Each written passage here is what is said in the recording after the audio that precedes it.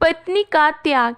एक स्कूल में टीचर ने अपने छात्रों को एक कहानी सुनाई और बोली, एक समय की बात है कि एक समय एक छोटा जहाज दुर्घटनाग्रस्त हो गया।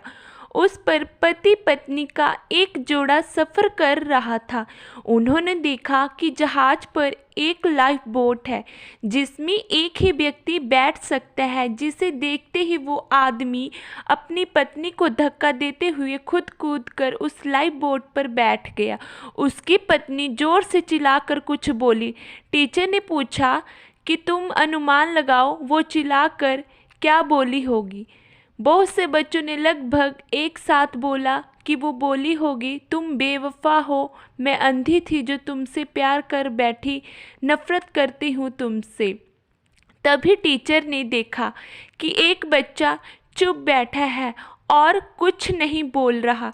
उसने उससे बुलाया और कहा, बताओ उस महिला का क्या कहा होगा।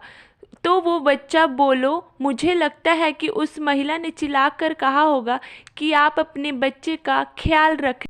टीचर को आश्चर्य हुआ और बोली, क्या तुमने ये कहानी पहले सुनी है?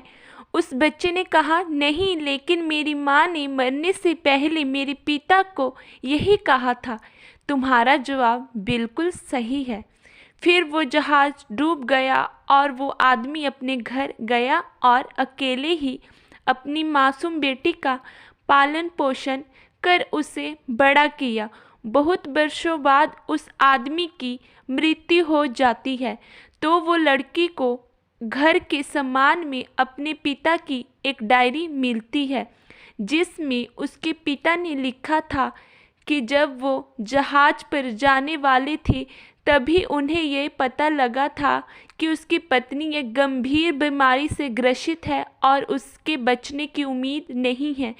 फिर भी उसको बचाने के लिए उसे लेकर जहाज से कहीं जा रहे थे इस उम्मीद में कि कोई इलाज हो सके।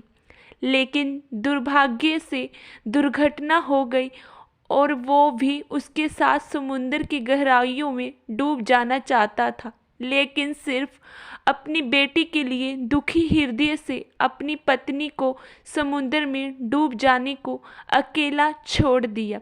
कहानी खत्म हुई। पूरी क्लास मौन थी। टीचर समझ चुकी थी।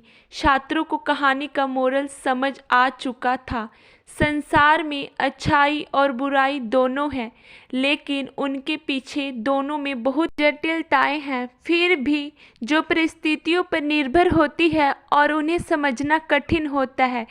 इसलिए हमें जो सामने दिख रहा है उस पर सतही तौर से देखकर अपनी राय नहीं बनाना चाहिए जब तक हम पूरी बात से समझ ना लें। अगर कोई किसी की मदद करता है तो उसका मतलब ये नहीं वो एहसान कर रहा है, बल्कि ये है कि वो दोस्ती का मतलब समझाता है। अगर कोई किसी से झगड़ा हो जाने के बाद माफ़ी मांग लेता है तो मतलब ये नहीं कि वो डर गया, वो गलत था, लेकिन यह है कि वो मानवता के मूल्य को समझता है।